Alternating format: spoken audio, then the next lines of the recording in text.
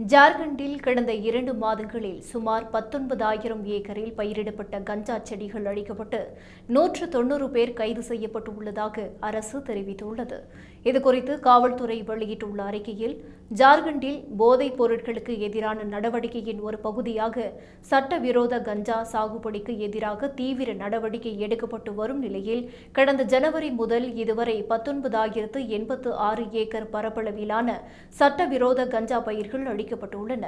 இது தொடர்பாக 283 வழக்குகள் பதிவு செய்யப்பட்டு 190 பேர் கைது செய்யப்பட்டுள்ளனர்.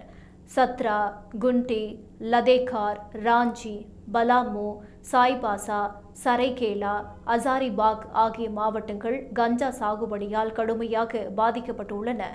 குண்டி மாவட்டத்தில் மட்டும் 10,520 ஏக்கர் பாப்பி பயிர்கள் அழிக்கப்பட்ட நிலையில், ராஞ்சி மாவட்டத்தில் 4,624 ஏக்கர் பயிர்கள் அழிக்கப்பட்டன என்று தெரிவிக்கப்பட்டுள்ளது.